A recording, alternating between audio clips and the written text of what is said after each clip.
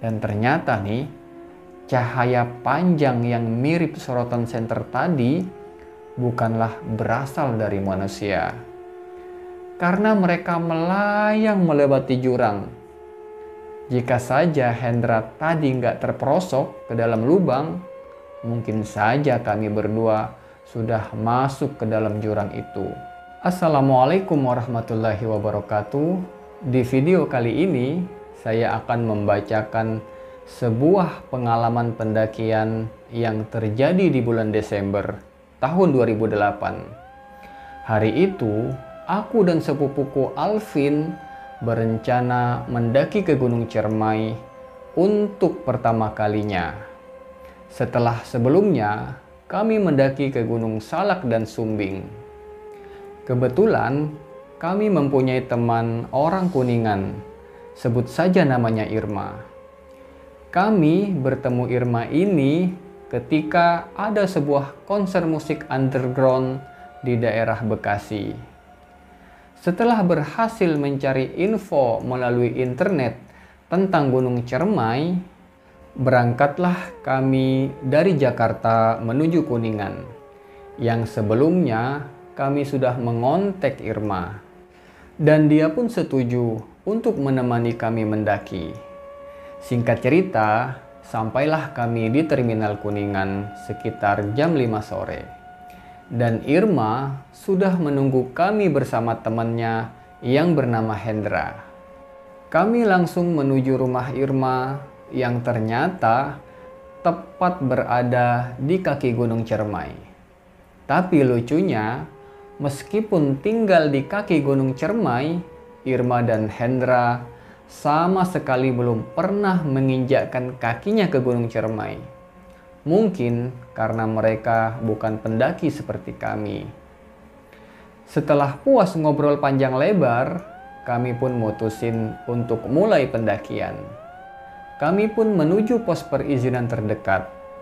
Tapi Hendra nyaranin agar kami tidak perlu ke pos perizinan dengan alasan karena dia orang kampung sini.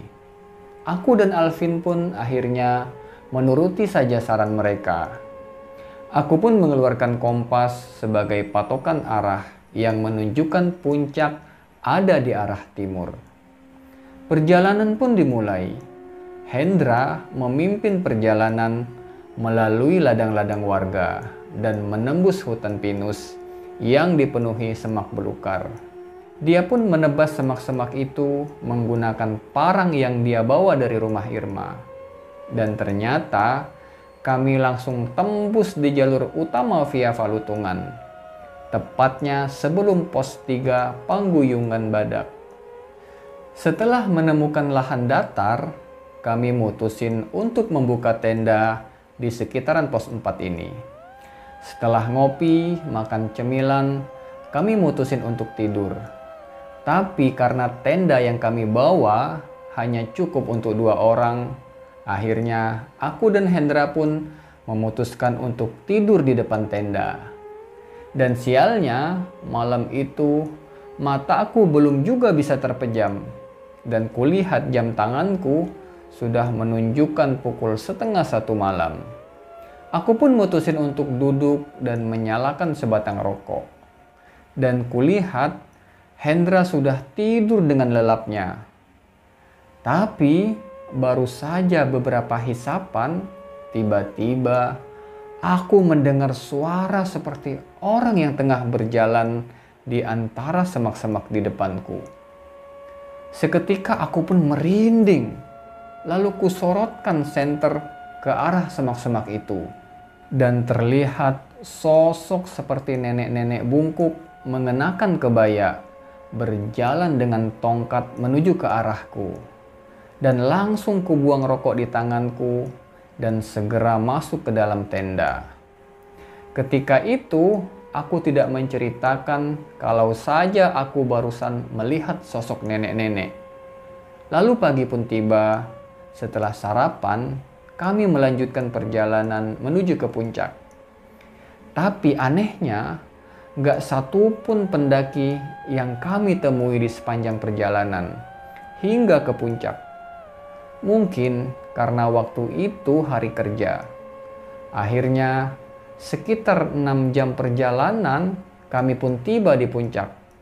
Dan benar saja, gak ada orang sama sekali di puncak. Sekitar setengah jam di puncak, barulah ada satu rombongan dari Bandung yang berjumlah 6 orang. Dan rombongan itu bergabung bersama kami. Di tengah obrolan kami, aku menanyakan keberadaan bunga edelweiss di gunung ini.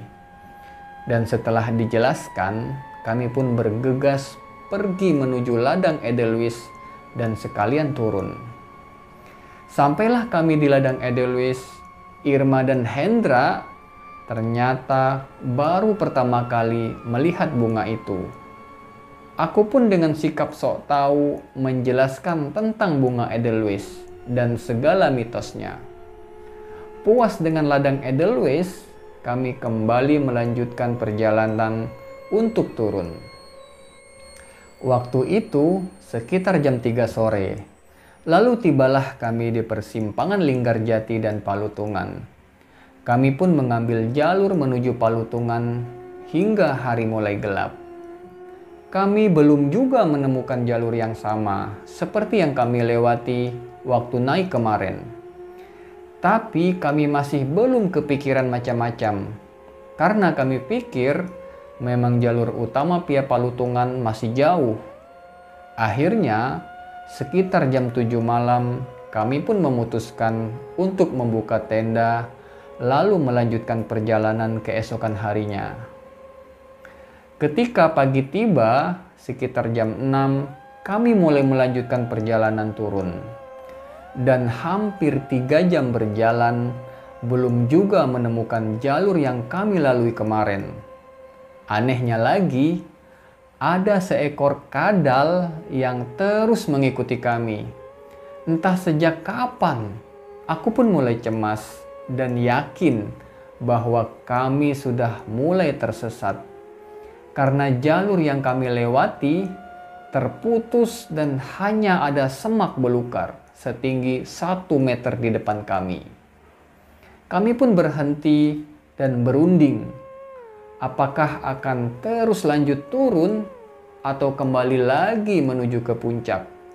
Akhirnya diputuskan kami semua akan kembali ke puncak. Dan kadal itu pun terus mengikuti kami. Karena penasaran, Hendra mencoba mendekati kadal itu dan menghentakkan kakinya tepat di depan kadal itu. Tapi kadal itu tetap tidak pergi, seolah-olah menantang Hendra. Alvin pun menyarankan agar kami tetap berjalan tanpa menghiraukan kadal itu. Hingga sore harinya, kami belum juga dapat keluar dari hutan itu.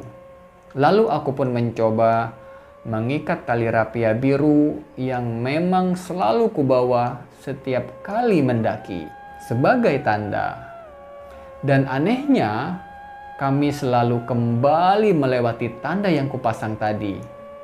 Ditambah lagi, kadal itu masih terus mengikuti kami.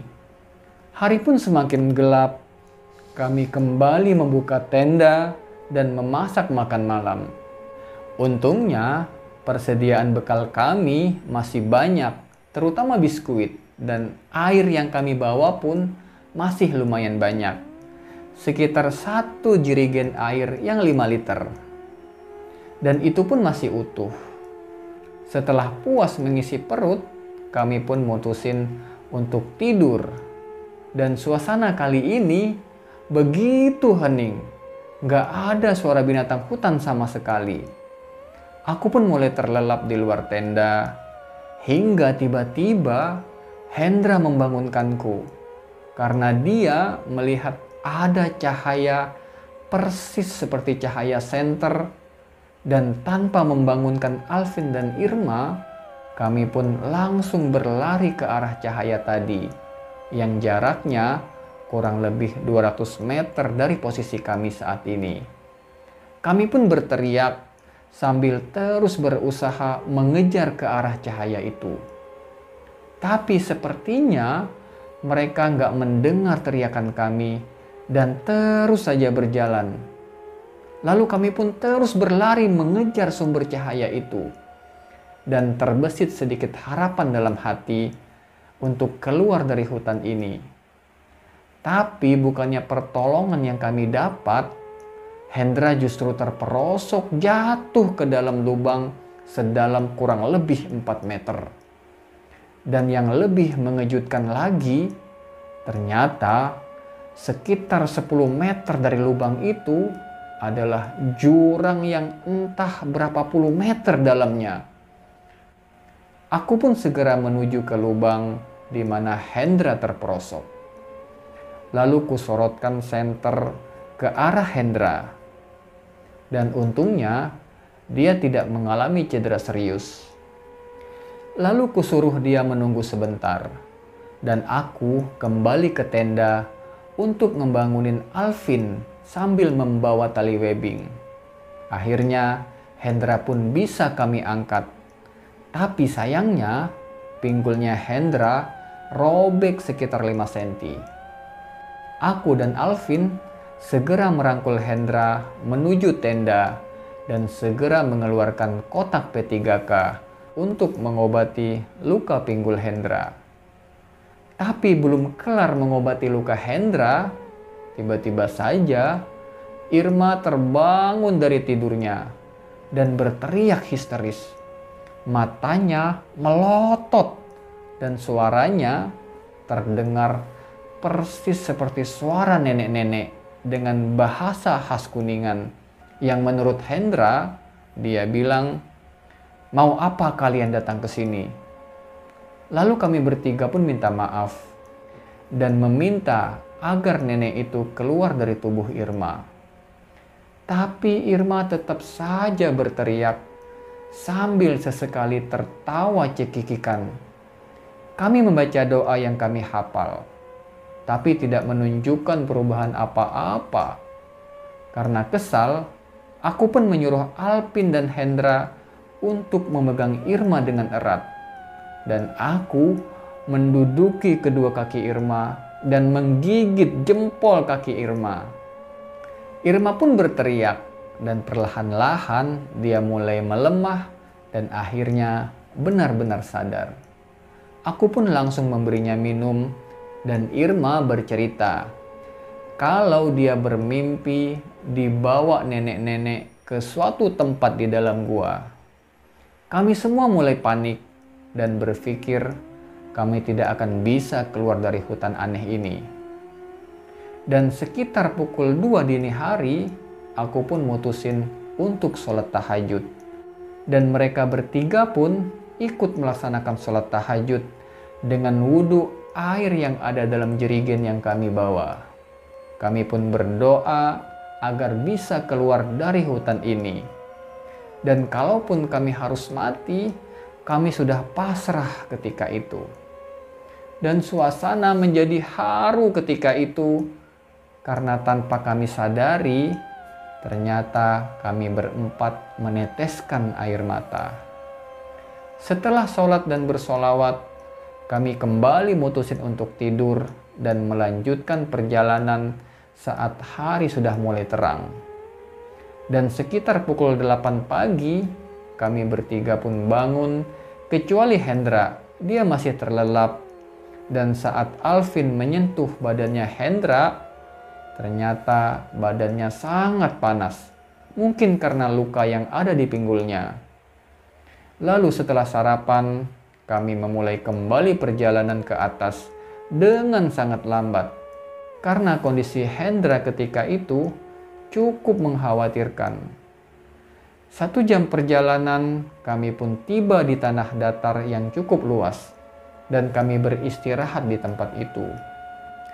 Alvin berjalan sendiri untuk mencari arah.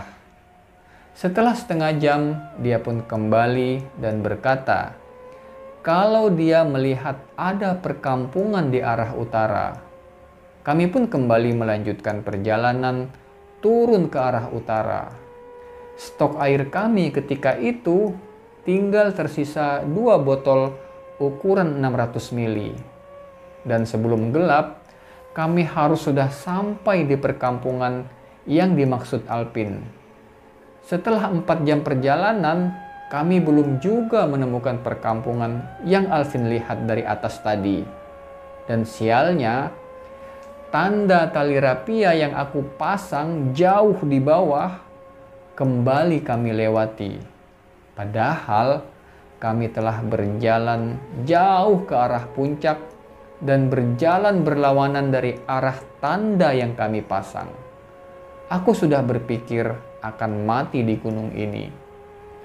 Tapi keluarga dan teman-teman di Jakarta membuatku tetap optimis kalau aku dan teman-teman bisa keluar dari hutan ini. Hari pun semakin gelap. Kami masih berada di dalam hutan yang didominasi oleh pohon-pohon besar. Kami kembali membuka tenda dan mengisi perut, lalu beristirahat. Kali ini, aku dan Alvin yang tidur di luar tenda. Tapi sepertinya nih, Alvin nggak bisa tidur. Entah apa yang ia pikirkan kala itu. Ia hanya memejamkan mata sambil membaca-baca doa. Dia tampak seperti orang yang tengah ketakutan, tapi dia nggak mau bercerita apa sebenarnya yang terjadi. Aku pun terus mengamati Alvin sambil sesekali melihat ke sekitar. Lalu Alvin pun bangun dan menyuruh kami untuk segera melanjutkan perjalanan. Saat itu sekitar pukul 9 malam. Aku menganjurkan Alvin untuk melanjutkan perjalanan besok hari saja ketika hari sudah terang. Tapi Alvin tetap bersikukuh ingin melanjutkan perjalanan malam itu juga. Akhirnya kami pun menuruti kemauan Alvin karena kami juga takut kalau Alvin ini melihat sesuatu yang bisa membahayakan kami semua. Dan dengan perasaan yang bingung, kami pun mengikuti Alvin kembali berjalan ke arah puncak hingga kembali bertemu dengan tanah datar yang kami temui tadi siang. Dan anehnya, padahal siang tadi kami berjalan sekitar 7 jam dari tanah datar hingga sampai ke tempat kami membuka tenda kali ini. Tapi sekarang hanya butuh waktu 30 menit untuk kami sampai ke tempat itu. Kami pun terus berjalan dari area tanah datar dan kembali ke dalam hutan. Tapi kali ini Alvin mengambil ke arah timur dan menembus kegelapan. Entah apa saja yang telah kami lewati kala itu. Karena sumber cahaya hanya dari senter yang berada di tangan Alvin. Sekitar 2 jam perjalanan, kami pun keluar dari hutan dan terlihat jelas lampu-lampu dari rumah warga sekitar tampak dari kejauhan. Hingga kami menemui ladang-ladang warga. Dan Irma seketika mengenali daerah tersebut yang tidak jauh dari desanya. Akhirnya Irma pun mengambil alih di posisi depan menggantikan Alvin. Dan akhirnya kami pun sampai di rumah Irma sekitar pukul 1:30 dini hari. Kami langsung melakukan sujud syukur di depan rumahnya Irma. Dan aku bertanya kepada Alvin, dari mana ia langsung tahu jalan pulang?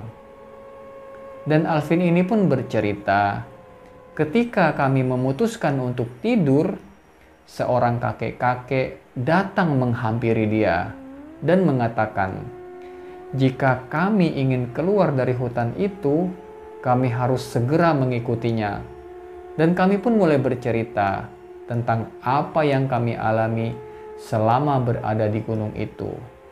Dan ternyata nih, sejak awal pendakian, saat memasuki kawasan hutan pinus, Alvin memang sudah merasa diikuti sosok nenek-nenek. Dan berbeda lagi dengan Irma, yang merasa sering melihat sosok hitam berbadan besar dengan mata merah saat tersesat di dalam hutan. Tapi Hendra mengaku tidak melihat apa-apa. Tapi kami semua tidak percaya, karena ia seperti menutupi sesuatu. Akhirnya, Irma pun masuk membangunkan ibunya yang sedang tertidur. Lalu memeluk ibunya dengan erat dan menceritakan bahwa kami baru saja tersesat di Gunung Ciremai. Ibunya Irma pun langsung mencaci maki kami semua. Dia bilang kalau warga kampungnya saja nggak ada yang berani mendaki ke Gunung Ciremai, kecuali untuk mencari ilmu-ilmu tertentu. Kami pun bersyukur karena masih bisa kembali dengan selamat dan tidak akan ceroboh lagi mendaki gunung secara ilegal. Oke, itu tadi kisah pengalaman pendakian Alvin di Gunung Ciremai. Mudah-mudahan kita bisa mengambil pelajaran dan pengalaman dari kisah tadi, agar selalu mengikuti prosedur dan selalu tetap melakukan pendakian melalui jalur resmi yang telah ditentukan, sehingga tetap mengedepankan keselamatan dan keamanan selama di pendakian. Terima kasih juga buat kalian yang sudah menyimak, dan mohon maaf apabila ada kesalahan dan kekurangan. Saya Endi Setia undur diri. Assalamualaikum warahmatullahi wabarakatuh.